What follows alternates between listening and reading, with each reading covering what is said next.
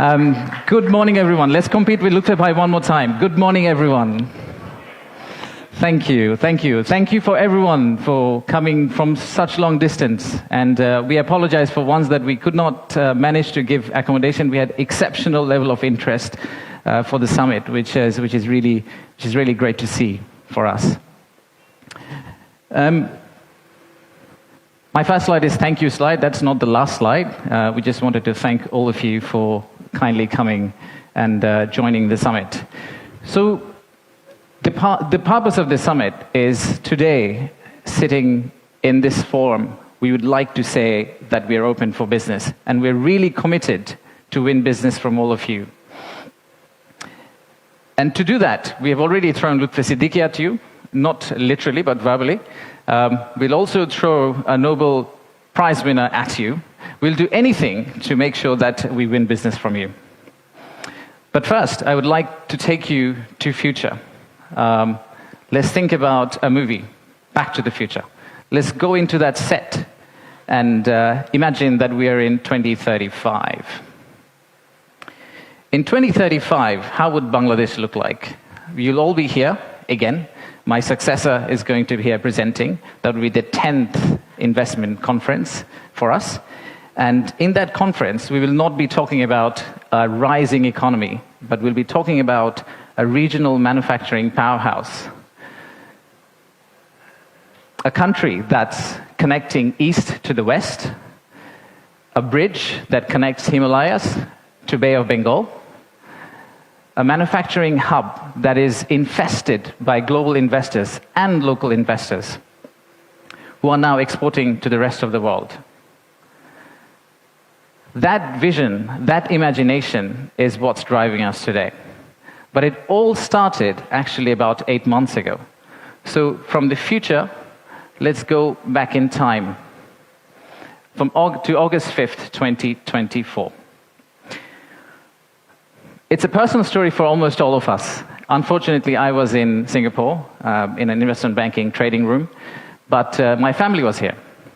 My wife was on summer holidays. My brother, who came from Cambridge for summer holidays as well, they were all out on street, part of the protest. So at around noon Singapore time, I asked them, what's going on? What's happening in Dhaka? So what they did was they were part of a crowd. They looked forward, they took a selfie, a photo what's ahead of them, and they turned back and took another photo of what's behind them. So this first photo was what was ahead of them, and this one was what was behind them. So we need to digest exactly what happened at that time. The young population, the entire youth, was out on street, demanding transparency, demanding opportunity, demanding democracy, demanding freedom of speech. And that's what has brought us here today.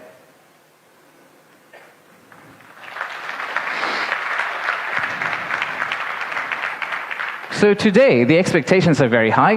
The young population of our country, they're global. Unlike us, they're used to tweeting, they're used to looking at TikTok and looking at Singapore and Bangkok, so they don't want Dhaka to be Dhaka 2.0, they actually want Dhaka to become Singapore and Bangkok in 5-10 years' time. So how do we get there? That's the expectation we have. How do we get to Singapore and Bangkok within 5-10 years? How do we unlock the energy that we got during the August Revolution? How do we harness that energy and convert it into employment generation and industrialization? The story for Bangladesh was always there. A lot of you already know about it. We have 180 million domestic market. We have a young population. Almost half of it is less than 25 years old. The middle and affluent class is about 35 million people, which is as big as the Malaysian total population. We have many, many other factors that has led to where we are today. And actually, I must say that there are companies who have been here for more than 100 years and have made exceptional returns compared to the global markets.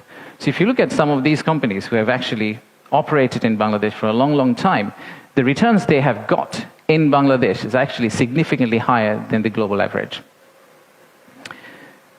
And today, we also have a fantastic news that one of our own startups called ShopUp, the news came out about an hour ago in Bloomberg that the Saudi sovereign PIF, their investment arm called Sanabil Investments, they have actually co-led a round of $110 million along with Peter Thiel's Valor Ventures to invest in one of our own startup to go global. So let's give a big round of applause to ShopUp.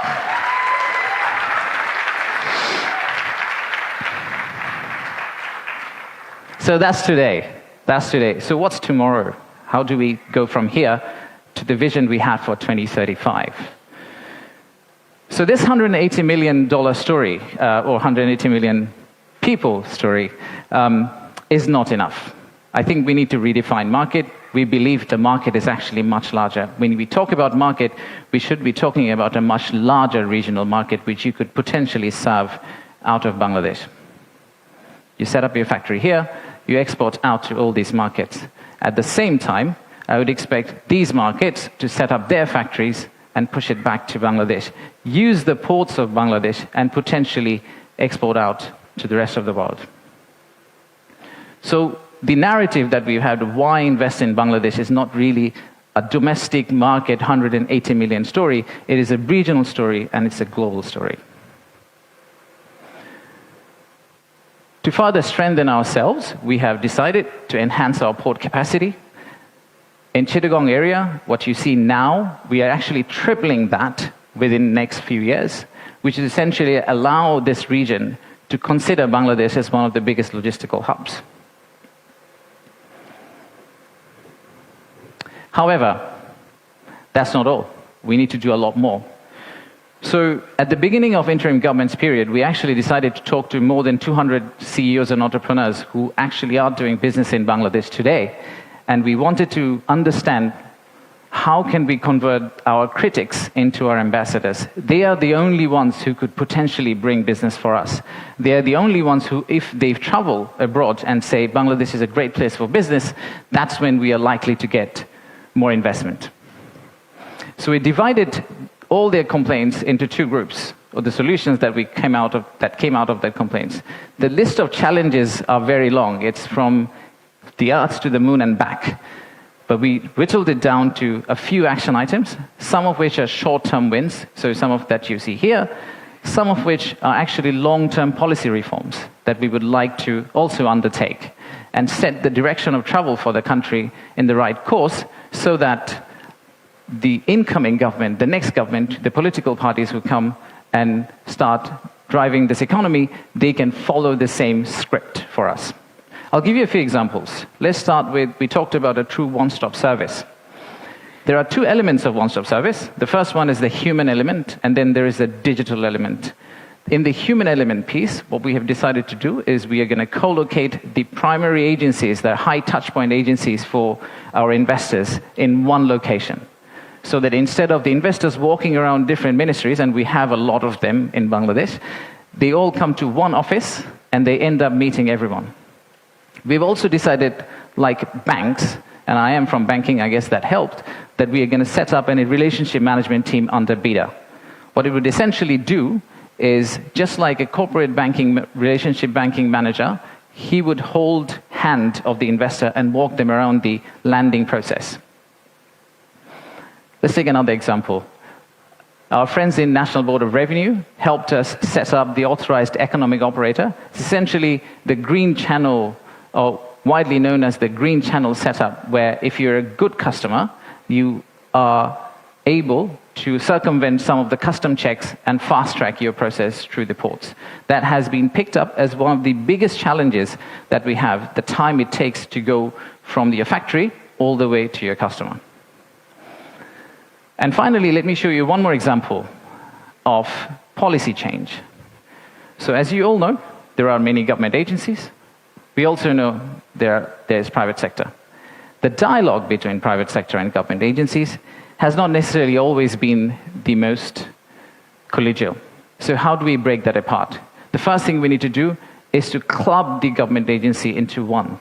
We need to show one face. We need to be one outfit for our customers, our investors. and then create a bridge between our private sector and the government of Bangladesh. So what we are planning to do is to set up a private sector advisory council that will actually counsel the head of state directly on a regular basis, essentially voicing the changes that they would want to drive the economy forward. So these are some of the examples of what we are planning to do. And if we are able to do that, we do believe that we will get to the end, the vision we have for 2035. Now, of course, there are many, many other factual reasons, statistics, tables, Excel files that I can share with you to tell you why you should invest in Bangladesh. In fact, the next slide will have a QR code which you can scan and download, which will have essentially this presentation. So you didn't have to take the photos of the presentation, by the way. You will have this presentation, and you will also have an appendix of facts and figures and why we think competitively we're actually in a very better place than our competitors. So please watch out for the QR code. But before I go there, I would really like to finish off with this. There are economic reasons to invest in Bangladesh, but I really don't want you to invest in Bangladesh for the economic reasons. If you really think about investing in Bangladesh, think about investing in Bangladesh because of the transformational journey you're going to be part of. For the odd mixture of warmth and resilience our people have, and our century-old culture paired with the shared values that we have with you. So I rest my case here. Thank you very much for coming, and enjoy the rest of the day. Thank you all.